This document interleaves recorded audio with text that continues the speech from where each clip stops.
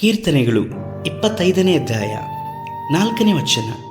ಯೆಹೋವನೇ, ನಿನ್ನ ಮಾರ್ಗವನ್ನು ನನಗೆ ತಿಳಿಸು, ನೀನು ಒಪ್ಪುವ ದಾರಿಯನ್ನು ತೋರಿಸು.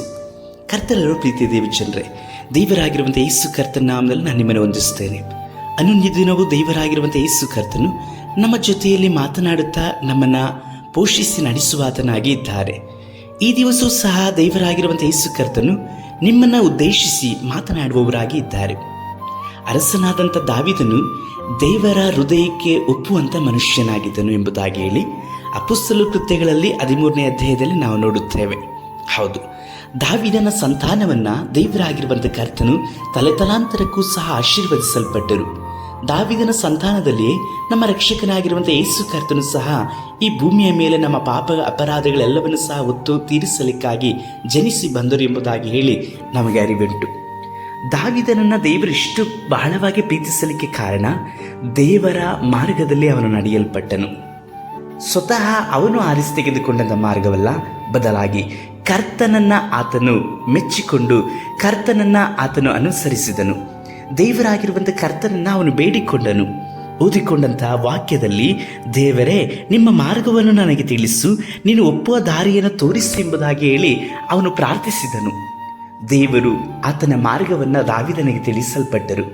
ಮಾತ್ರವಲ್ಲದೆ ದೇವರಿಗೆ ಒಪ್ಪುವ ಹಾಗೆ ಜೀವಿಸುವಂಥ ಆಲೋಚನೆಗಳನ್ನು ಸಹ ದಾವೀದನ ಹೃದಯದಲ್ಲಿ ಇಟ್ಟರು.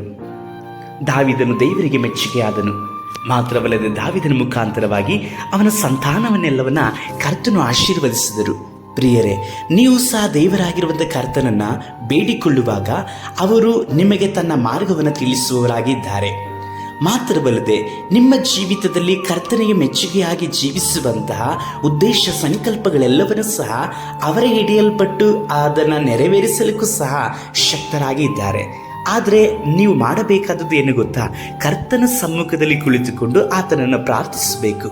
ದೇವರೇ, ನಿಮ್ಮ ಆಲೋಚನೆಗಳಿಗೆ ಅನುಸಾರವಾಗಿ ನಿಮಗೆ ಸಂತೋಷಕರವಾದಂತಹ ಜೀವಿತವನ್ನು ಜೀವಿಸುವ ಹಾಗೆ ನನ್ನನ್ನು ನೀವು ನಡೆಸಿರಿ ಎಂಬುದಾಗಿ, ಆ ಮಾರ್ಗಗಳನ್ನ ತಿಳಿಸಿರಿ ಎಂಬುದಾಗಿ ಕೇಳಿಕೊಳ್ಳುವಾಗ ಕರ್ತ ನಿಮಗೆ ಉಪದೇಶಿಸಿ ನಡೆಸುವವರಾಗಿದ್ದಾರೆ. ಪ್ರಾರ್ಥಿಸೋಣ.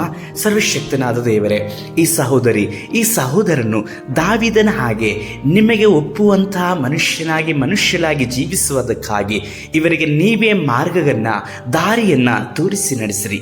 ನಮ್ಮ ರಕ್ಷಕನಾದ ಯೇಸು ಕರ್ತನ ನಾಮದಲ್ಲಿ ತಂದೆಯೇ, ಆಮೇನ್.